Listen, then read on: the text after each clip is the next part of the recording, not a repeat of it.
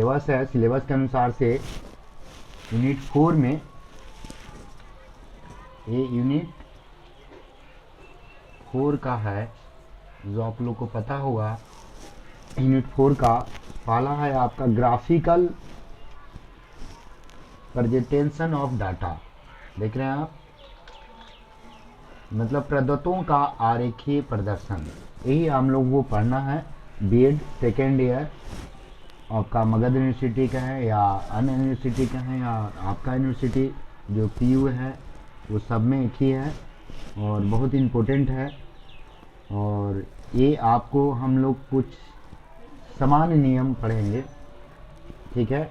रेखा चित्र जो आप लोग के लिए क्या कि रेखा चित्र जो दंडालेख, हिस्टोग्राम या अन्य प्रकार का जो ग्राफ बनाएंगे, तो ग्राफ बनाने का नियम जो है आप लोग सभी जानते होंगे, ऐसी बात नहीं है, आप लोग सभी जानते होंगे। 19 में 11 में पढ़े होंगे, या जो बालक या बालिकाएं आप पढ़े होंगे, साइंस है तो उनके लिए तो कोई दिक्कत ही नहीं है, लेकिन थोड़ा सा हटकर है।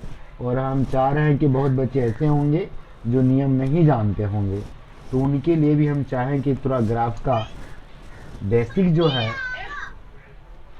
जो है आप लोग के सामने रख दें। तो क्योंकि जब तक बेसिक नहीं जानेंगे तब तक हम लोग आगे जो बताएंगे तो समझ में।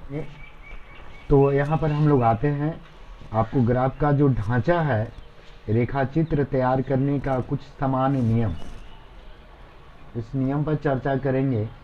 तो नियम क्या है कि ग्राफ खींचने के लिए हम लोग क्या करते हैं, एक हॉरिजेंटल कहें तो दम सपाट एक्स एक्सिस जिसको बोलते हैं, देखिए यहाँ से एक्स एक्सिस,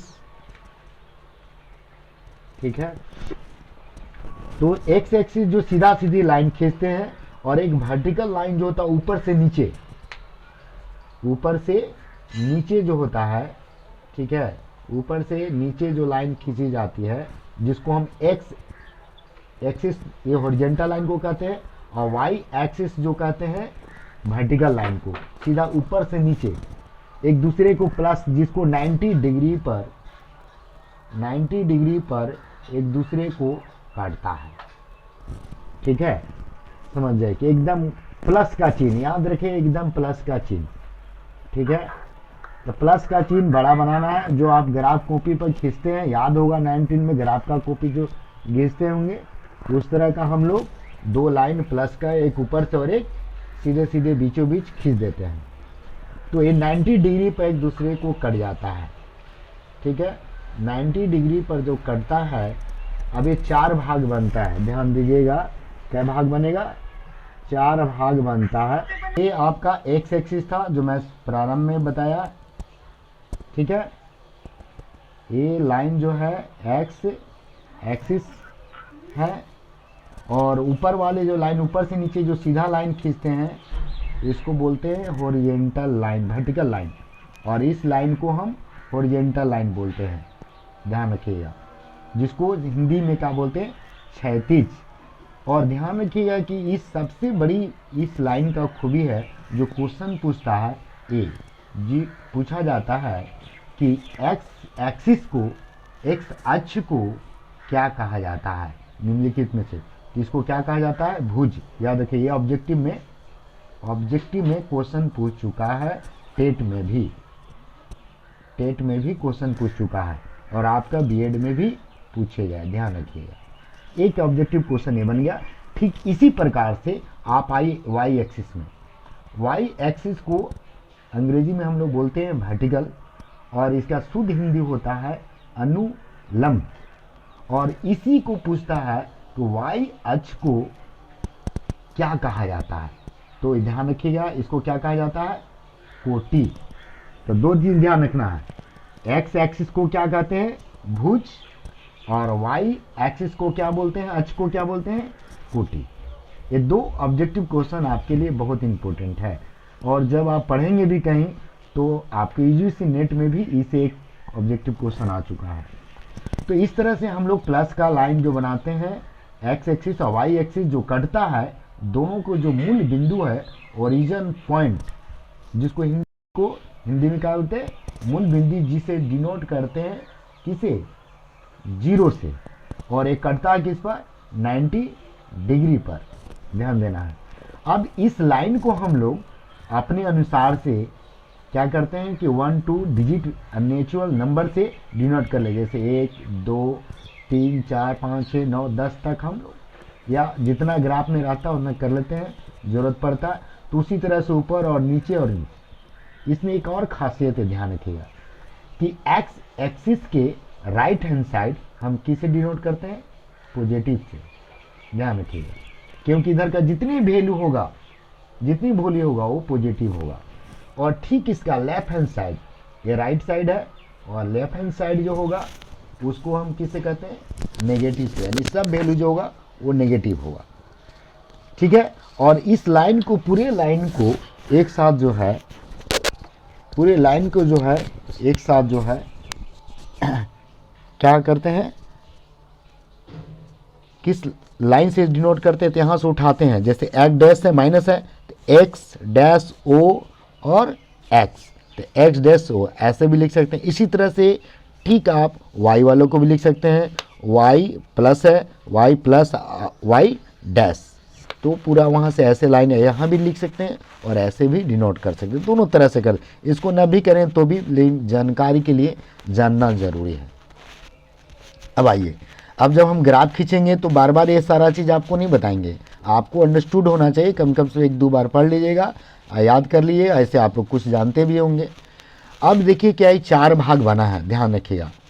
तो इस पहला भाग को हम लोग क्या बोलते हैं, प्रथम चतुर्थांश, देख रहे हैं, प्रथम चतुर्थांश। चतुर्थांश मतलब क्या हुआ, हिंदी इसका प्रथम मतलब पहला हुआ, और चतुर्थांश मतलब 4 भाग में 1, यानी 1/4। इसको शॉर्ट हिंदी में बोले, मैथ में बोले तो 1/4। तो अब क्या है कि इसको अंग्रेजी में भी कभी कभी प्रोनाउंसिएशन करता है, तो फर्स्ट क्वांटेंट बोलते हैं, पहला क्वांटेंट, यानी फर्स्ट क्वांटेंट भी चतुर्थांश का अंग्रेजी जो है क्वांटेंट होता है। आप प्रथम का तो जानिए रहे क्या है, फर्स्ट है। इसी प्रकार दम सेम है, और हम लोग ग्राफ में एंटी क्लॉकवाइज जाते हैं, घड़ी ऐसे घूमता है, हम लोग ऐसे आते हैं, प्रथम द्वितीय तृतीय और चतुर्थी, ठीक है। तो प्रथम चतुर्थांश, द्वितीय चतुर्थांश, तृतीय चतुर्थांश, अब चतुर्थांश को जानना जरूरी है, क्योंकि जब कोऑर्डिनेट आएगा, जब आपका पॉइंट आएगा, तो ध्यान रखिए क्या कि ये आपको पॉइंट बैठाना होगा। कैसे बैठाना होगा अभी हम तुरंत आपसे बात करेंगे, केवल पहले ये समझिए कि 4 भाग कैसे बना। तो पहले 90 डिग्री बना, तो चूँकि सब 90 डिग्री, ऐसा नहीं कि यही है, टोटल 90 डिग्री है, क्योंकि टोटल कितना होता है, टोटल सर्किल का कोण कितना होगा, 360 डिग्री, और 4 से इसमें भाग देंगे तो आप देखिए 9 चौक 36, तो 90 डिग्री से आप 4 भाग में बट गया। अब क्या है कि इसमें ध्यान रखना है कि प्रथम चतुर्थांश में कौन सा डिजिट पड़ेगा, मतलब नेगेटिव पॉजिटिव। तो ध्यान रखिए कि x यहाँ क्या है, पॉजिटिव है, यहाँ y क्या है, पॉजिटिव है। तो x का वैल्यू, मान लीजिए कि x का जो वैल्यू है, मान लीजिए x का वैल्यू हम कुछ उठा लेते हैं, मान लीजिए 5 उठा लेते हैं, तो x प्लस है तो क्या होगा, प्लस होगा। और y का ये क्या है, इधर टोटल प्लस है, इधर मान लीजिए हम 3 उठा लेते हैं, तो y का 3, ये दोनों मान लीजिए यहाँ मिलेगा, तो दोनों मिलेगा तो यहाँ मान लीजिए ऐसे मिलाते हैं, तो ये बिंदु जो बना, ठीक है, इस बिंदु पर क्या बना, x का कितना है 5, और ये कितना बना 3। तो देखिए दोनों डिजिट क्या है, 5 भी प्लस में है और 3 भी प्लस में है, ठीक है। तो 5 और 3 दोनों प्लस में, मतलब कहने का अर्थ है कि प्रथम चतुर्थांश जो है वो क्या होगा, प्लस प्लस का होगा, इनमें कोई नेगेटिव नहीं आएगा, ठीक है, नेगेटिव इसमें नहीं आएगा। अब ठीक इसी प्रकार इसमें आइए, इसमें आप देख लीजिए y x का क्या है, तो x का वैल्यू जब भी होगा तो सब किस में होगा, माइनस में होगा।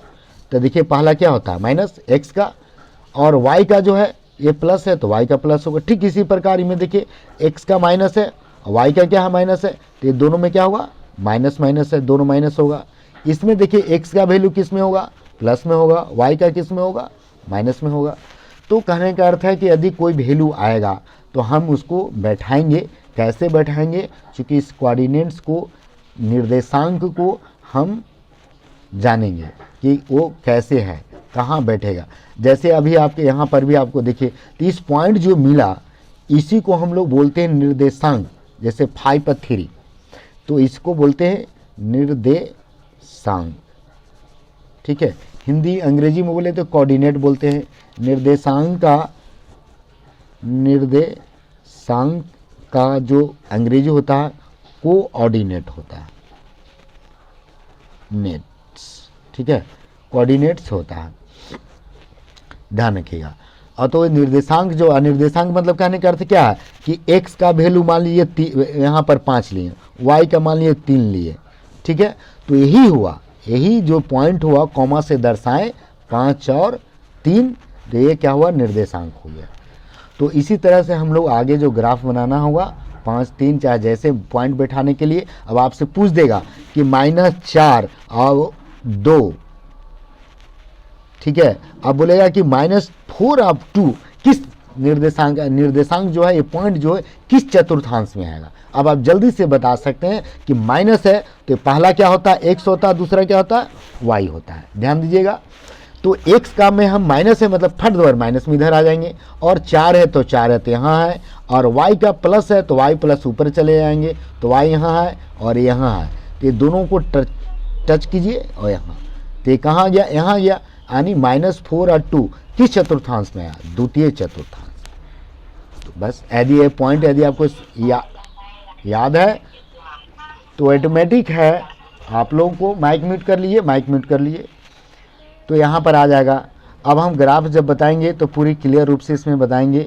अब चूंकि यहाँ पर आप देखिए नोट्स में मैंने बताया है, ठीक है, कि प्रदत्तों को मतलब आंकड़ों को प्रदर्शित करने के लिए प्रायः किस प्रणाली का आता है? ये देखिए, एक क्वेश्चन आपको ऑब्जेक्टिव में पूछ चुका है कि प्रदत्तों को क्या करते हैं प्रदर्शित करने के लिए हम लोग किस प्रणाली का? ध्यान दीजिएगा, तो निर्देशांक प्रणाली का। ठीक है, यही इंपॉर्टेंट है आपका, जिसको हम अंग्रेजी में बोलते हैं कोऑर्डिनेट सिस्टम। कोऑर्डिनेट सिस्टम के माध्यम से प्रथम चतुर्थांश का ही प्रयोग करते हैं। ध्यान रखिएगा, क्यों करते हैं ये जानना बहुत जरूरी है। प्रथम चतुर्थांश का ही क्यों प्रयोग करते हैं?